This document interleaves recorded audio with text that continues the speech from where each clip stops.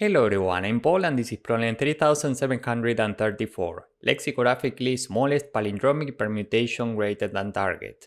This is a reasonably hard problem, so let's see how to solve it step by step.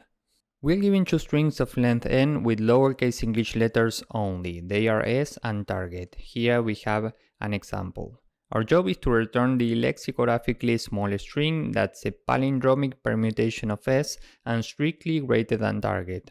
If there's no such permutation, we return an empty string instead. First, we need to understand these words. In case you don't know what a palindrome is, it's a string that reads the same forward and backward. For example, this is a palindrome, but this is not a palindrome, okay? A permutation is a rearrangement of characters within a string. For example, if we're given this, we can use AA, BBB, AA. Here we have a rearrangement of these characters, and this happens to be a palindrome also. So this is a palindromic permutation of this string, okay? There are three palindromic permutations of this string that we are given, and we are looking for the smallest one that's strictly larger than target, meaning this. So let's say that we take this one. How do we check if this is lexicographically larger than this? Well, we can iterate characters. We start from index 0 and here a is smaller than b. This is enough to know that the target is larger than this string, so we continue with the next one. Here a is smaller than b, so this is not valid neither. Here b is equal to b, so we continue with the next character. A is equal to a, so we continue. A is equal to a, so we continue, and now a is smaller than b. This is enough to know that this palindromic permutation is the smallest one that's strictly larger than target, so this is the result. So maybe you're thinking about doing this and iterating every possible palindromic permutation, but how many palindromic permutations do we have here, for example? Well, remember that palindromes read the same forward and backward, so we can forget about the right side, and the question is how many permutations do we have on the left side?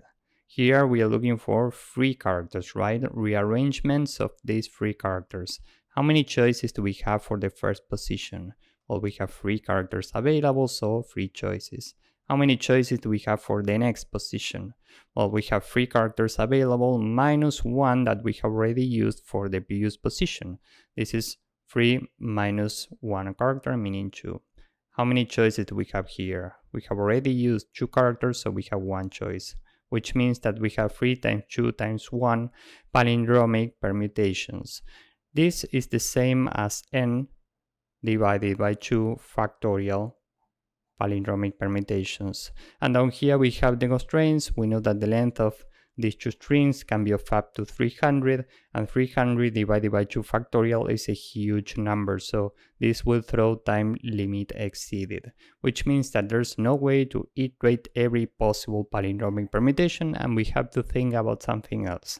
So we are looking for rearrangements of this string, which means that the result will have 7 characters, right? And palindromes have a left half that's equal to the reverse right half. So maybe we can forget about the right half for now and focus only on the left half. We will have a prefix array with the length corresponding to the amount of characters of the left half. And we're looking for rearrangements here, which means that we care about frequencies. How can we keep track of frequencies? Well, with either a frequency map or a frequency array. Here we have only A's and B's. We have 4 A's and 3 B's. And here we have an add frequency of b's. We have 3 b's, which means that if we can form any valid palindrome with these 7 characters, it will have a b in the middle. Remember what we saw seconds ago, the 3 possible palindromes had a b in the middle. Given that we are focusing on the left half only, we can divide the number of a's by 2, and this is a 2, and we divide the number of b's by 2 and round down the result because of the element in the middle. Remember that in add frequencies we are using one element for the middle. So we divide this by 2, round down the result, and we have 1 b for the left half. Now with these 3 characters, how can we build the corresponding prefix? We can iterate characters in the frequency array from left to right. We start with A. which means that maybe we can start the prefix with a, but target at I is strictly larger than this. This is enough to know that target will be larger than whatever we use for the prefix, and this is enough to know that we don't have to start with a, we have to start with something else. So as we iterate this, we can say if the frequency of the current character is 0 or the corresponding character is strictly smaller than target at the current index, we continue with the next character. So next we are standing here, which means that maybe we can start the prefix with a b. So we can temporarily subtract 1b, which means that this is 0 now. Because we can only start with b if we can build a final result that's strictly larger than the target, right? So we can try to build the largest possible suffix using remaining characters and check if after doing this the final string is larger than the target. If this is true, then we can use a b here. So how do we build the largest possible suffix here? Well, we can iterate characters in reverse. The first character that has the frequency different from 0 is a. So we have two occurrences of this character. We can put one a here, another a here. And now we are checking if BAA plus the middle character, which is a B, because we have another frequency, plus the reversed left half AAB is strictly larger than the target. As you can see, these two characters are equal, these two are equal, these two are equal, and now b is strictly larger than a, which means that this is strictly larger than the target. And this is enough to know that here we have to start with a b. Now we are standing at this index, so we iterate the array from left to right, and the first character is a. Given that a is equal to target at the current index, maybe we have to continue with a. So we temporarily subtract 1 from this frequency, and this is 1. Now we are checking what's the largest possible suffix that we can build using these characters. We only have one a, so we can build BAA, which means that the string that we can build in this case is BAAB, AAB. We know that this is larger than the target, so this is valid, which means that we can continue with this a. Next we are standing here and we have only one a remaining, so we subtract 1, this is 0, which means that here we use an a. This means that we can build the string BAAB, AAB. We know that this is larger than target, which means that here we have to use an a. Now we have already iterated n divided by 2 indices, so we can check if the final string that we can build is strictly larger than the target. Given that this is true, we return this. If this was not true, we will have to return an empty string instead.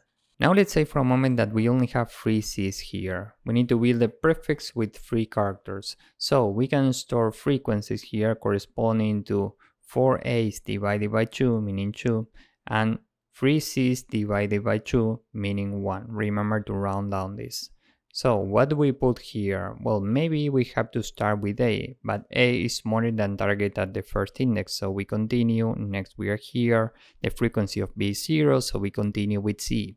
Now c is larger than b, so this is enough to know that we can start with a c and build the final result that will be strictly larger than the target, because c is strictly larger than b. So now the frequency of c is 0, and the job is to find the smallest possible suffix using these 2 characters. We only have 2 a's, we are going from left to right, so we put 2 a's here.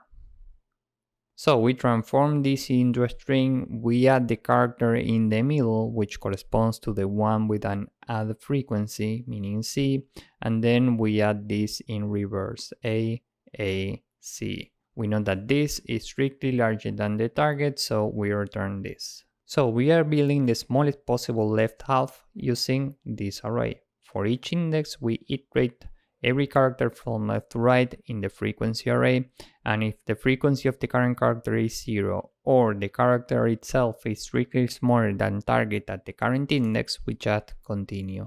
If the current character is larger than target at the current index, this is enough to know that we can build a string that's larger than target, so we return this. And if the 2 characters are equal, we need to check if after using the corresponding character we can build a suffix such that we get a final string that's larger than target. If this is possible, we use the character. If it's not possible, we need to put the frequency back into the map and continue with next characters. If we iterate the entire map and we can use any of the characters in the corresponding index of the prefix, we return an empty string. If the string that we can build with the final prefix is not strictly larger than the target, we return an empty string. And if we have more than one character in S with an add frequency, we return an empty string. Why? Well, because remember that we can put only one character in the middle, which means that in a valid palindrome, we have only one character with an add frequency, okay? So with all of this in mind, now let's go with the code. First, we can say that n is the length of the string. We need a frequency array for 26 lowercase English letters, and we need to get frequencies, so we iterate characters, and the frequency of each character index plus equal 1. How do we get the corresponding character index? Well, we can take the ASCII code of the character minus the code of lowercase a. We can say that the add character is initially an empty string, and for every index and frequency in enumerate f, if the frequency modulo 2 is equal to 1, we have an add frequency, so if add character is equal to an empty string, then add character is now a character from the current index plus the code of lowercase a. Else, this means that we have two add frequencies, in which case we have to return an empty string, right? And if we are still here, we can say that frequency at I divided equal 2. Why? Well, remember that we only care about building the prefix, so we divide frequencies by 2. If we are here, we can say that prefix is an empty array, and we are iterating half of the indices. Here we can have a boolean valid which is initially false. Why? Well, because we are about to iterate every character index in range from 0 to 25 in order to see if we can use one of these characters for the prefix. If we don't find any valid prefix, valid stays at false, in which case we have to return an empty string. That's why we have this boolean. So here we can say that the current character is a character from the character index plus the code of lowercase a. And now we can say if not frequency of this character index, meaning the frequency is 0, or the current character is strictly smaller than target at the current index, we just continue. For the next scenario, we can check if the current character is strictly larger than target I, because this is enough to know that we can build a valid string that's strictly larger than target. So how do we get the result in this case? Well, frequency ci minus equal 1, prefix dot append c, and this is p. And for remaining characters, we want the smallest possible suffix. So for cci in range 26, we can say if not frequency cci, then continue, else prefix dot append, and here we take frequency times character, frequency cci times the character from cci plus the code of lowercase a. And after the for loop, we can return a call to join using three arrays: the prefix, an array with the add character, and the reverse prefix. So we can do this in Python. If we are standing here, the character is equal to target I, so we are in the third scenario. Maybe we have to use the current character for the prefix. So we temporarily subtract 1 from ci. We can say prefix dot append c, and we will take a copy from the prefix. So we can do this because we are about to test this scenario, right? So we take a copy, and now we are building the largest possible string. So we say for cci in range, and we are going in reverse this time from 25 to -1 instead of -1. And if not frequency cci, then continue. Else we can say copy.append, and here once again we will take frequency times character from CCI plus the code of lowercase a. And now we can check if the final string that we can build is strictly larger than target, then we can actually use the current character for the prefix. How do we get the final string that we can build? Well, once again, we will concatenate 3 arrays. Copy an array with the add character and the reverse copy. So we can do this. If this is true, then we can set our boolean valid to true and break the inner loop. Else, we need to put the character back into the array. So frequency ci plus equal 1 and prefix dot pop. Okay. Now, if we iterate all the characters and we can't use any of them for the prefix, valid is false. So here we can say if not valid, we just return an empty string. And if we go through the main for loop and don't return anything, here we can say that the output is showing using prefix, an array with the add character and the reverse prefix, and we want to return this output if the output is strictly larger than target, else we return an empty string. So this is the entire code. Let's submit it and see if it works. As you can see, this works and it's very efficient. Overall time complexity here will be roughly big O of n squared. We are iterating half of the indices, and for each of these we are using a lot of showing calls, concatenating arrays, so this is overall n squared, and overall space will be roughly big O of n. So given that this is a hard problem, if you didn't get the idea, I highly recommend you to watch this video again from the start. If you found this useful, please drop a like, subscribe, and see you in the next one. Bye bye.